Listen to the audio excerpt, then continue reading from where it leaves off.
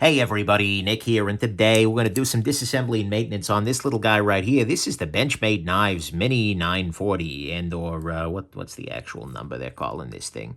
The 945. So, okay, to start with, this guy appears to be very slightly favoring the show side, but not enough to be meaningfully different. So that's useful. It's good knowledge to have. Next thing, there are two different ways to take apart this knife. I'm going to start off by showing you the wrong way to do it. That is the time-consuming one, where I'm going to take off one of the scales here. The reason I'm doing that is not because you need to do that, but instead because this is going to show you it'll give you a better sense of what the inside of this knife looks like. But you don't have to do this next step that I'm doing here. I'm taking these screws off here and I'm ordering them, I have the top of my mat has a series of trapezoids up here. Trapezoids, and I'm ordering these in the order they're coming off the knife. So pivot here, then that way I know which ones go where, etc. I'm not installing a screw that's too long in the wrong place.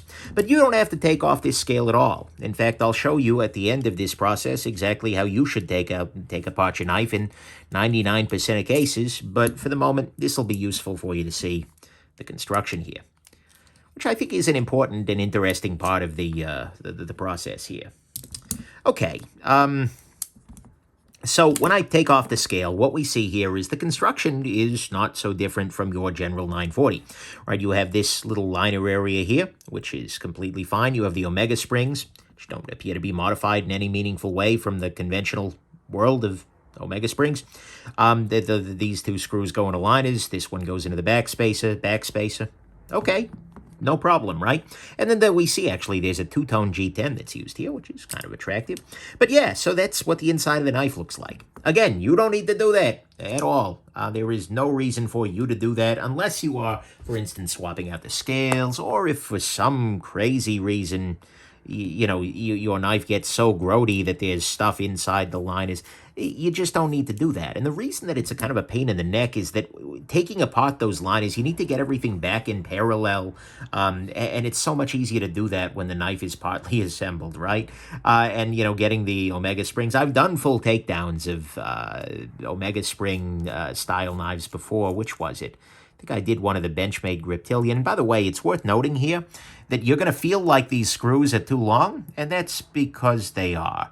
Right? Even the ones from the factory here are just too long. They just decided, you know what, we don't need to get the right length screw, so we're just going to put ones in the middle there and they don't touch the blade, so what's the problem here? Whatever. Not the end of the world. As long as it ain't touching the blade, it's no harm. But, still, that's a place where they could definitely feel a little bit more premium, aside from the price. But okay. So now at this point in time, you have seen the inside of the knife. We are going to revert. We're going to go back in time. We're going to uncork the sands of freaking time and go back in the history. And we're going to pretend that I have just started this disassembly exactly the way that you should do it. And wow, I just removed the pivot. All right, so step one is remove this pivot screw. The next step is actually not to go at any of these screws at all. You never ever need to take those apart. Instead, your step is going to be to take apart, to pop the pivot through. And there are tools that you can get that do exactly that for Benchmade knives, but more importantly, you can just use, this is a watch spring bar tool. And I'm pulling back on the axis lock bar here, and I'm keeping the blade sort of away from my hand, and then I'm just going to push this pivot through. Come on. I'm just going to push this pivot through. There we go. And grabbing the blade so that way it doesn't go anywhere. My washers have just yeeted themselves out onto the table. And we are cleaned. We are taken apart. Now, the next step is going to be actually to do the cleaning bit. So I just lied when I said we were cleaned. We're not quite cleaned yet. What I'm going to do is take a little bit of rubbing alcohol here and on the swab that's actually got a little gunktion in a different part from a prior disassembly. But either way, I'm just going to slide a Q-tip through that area just to clean off the liners a little bit. Not much gunktion in there. This is pretty much factory fresh, but still, done that. Next step is going to be to clean off the washers here. And I think I made this already, but if you're curious about this or any of the other tools I'm using during this disassembly, go ahead and check out nickshabazz.com/tools, and you'll see a list of everything. I need to update that video a little bit. All right, let's go on ahead and clean off the washes here. If you've been using this knife for a while, you'll see that one side of the washer is a little bit more polished than the other one. That's the side that the blade is spinning against, so make sure to reinstall it such that the blade spins against that. Right? Nice and easy. This is also a possibility that you can polish the washers. Be careful, though, if you do, because it's very easy to over-polish them and end up with something that's out of tolerance. I'm not going to do that right now because I want to make sure that, that this is representative of Benchmade's work rather than my own effectively modding. But nonetheless. So now I've cleaned off the inside of the scales there. I've cleaned off the washers. I cleaned off the blade there, and I've cleaned off the pivot, so we're ready to go. I'm actually going to hit that pivot with a little bit more booze at the end there. Looks like it's got a little extra gunction on there, but maybe that's just wear on the DLC. Whatever it is. Okay, now here's the next step. I'm going to go ahead and I'm going to use some knife pivot lube for this here. It's fine material. Nano oil works fine for it too. I just like the action of KPL a little bit more on washer knives. I'm going to go ahead and I'm going to apply some oil to the side of the washer that the blade touches. Right? And I'm applying it relatively liberally there, so to speak, because I want this to actually adhere the washer to the knife, which will be helpful for me. Then again, I'll do the same thing on the other side, and again, looking to make sure, yep, this is the side I want lubricated, and I just put on some oil there.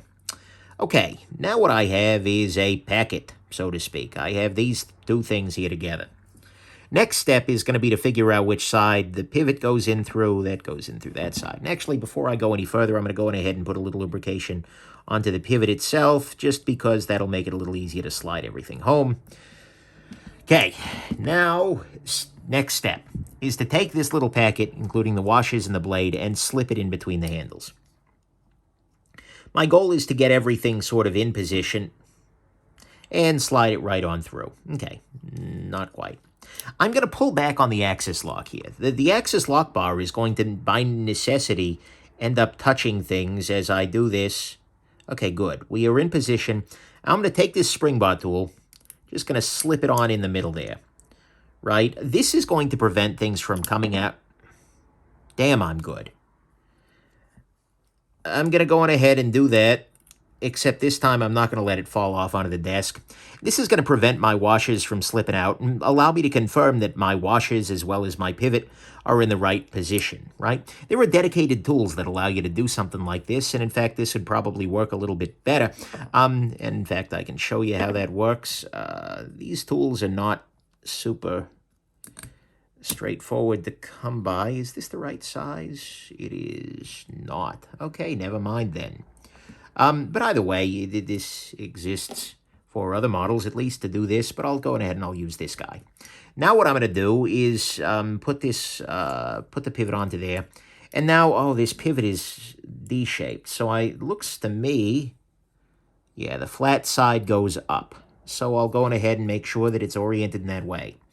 Next step is going to be as follows. I'm going to pull back the axis lock bar there. Now what I'm going to do is I'm kind of using the downward pressure against the table here. Is that going to work? I'm an idiot. Absolutely an idiot. I'm doing this backwards. Let's try that again. I just remembered that, no, the pivot needs to go in the other side. This will allow me to confirm one more time that the flat portion is facing upwards. And it is. Okay. So let's back up and try that again. This time inserting the pivot from the right side. Yep. Details, right? Okay, what I've done here is something a little bit different. I've inserted the pivot such that it's not actually interacting with anything there, but this should allow me to, again, insert everything. And then if I do it right, I should be able to just push the pivot through the washer there. And so I'm pulling this back. I'm using the blade and the friction off of those washers, basically, to ensure that things are in the right positioning. Okay, did you hear that first click? That first click meant that the pivot has now popped through the washer, which is good on that side. Now I'm going to second click. The pivot is now inside the blade. Now my final task is going to be to just realign this top washer, which is out of position here. And then at a certain point, When I've got that right, and I'm not using a whole lot of force here, but I'm going to go ahead and pull this back one more time. At a certain point, when I've moved things properly, you're going to hear a final click as the pivot goes the rest of the way through, because I am applying backwards force in this direction on the pivot here. Let's go ahead and pop this through. Good. I feel like we're close. I'm just running this watch pivot or spring bar tool. There we go. I just had to disengage this because, remember, the axis lock is by definition pressing down on this top part there. And that makes everything okay. We are more or less centered at this point, which is good. Let's see what things look like once I put this screw in. Should Loctite this screw. Big old T10. Where is my thread locker? Here it is. Beautiful. All right. Now what I got to do is just tighten everything down. I think that's too tight. There's no blade play, but it's a little too tight. Okay, now loosen up a little bit. No play. Nice action. Oh, no, play. Never mind. I lied. Tighten it up a little more. No play. That'll work. All right. So we are all set. Centering is very slightly favoring show side. Maybe centered. Either way, yeah, I'm going to go on ahead just to give benefit of the doubt here. I'm going to loosen up these back screws for a moment. Now that I've got everything in different adjustment, that has allowed everything to return to dead center. Just taking some tension out of the system. Then I'm going to go on ahead and retighten these bad boys. And looks like we're about there. Yeah, that'll do. All right, so like I said, do the second thing. The first one was just exploratory for you all to see how the knife is on the inside. Second thing is how you actually want to do it. But there you go. Hope this has been interesting to you, and have yourselves just an absolutely wonderful rest of your day. Bye now.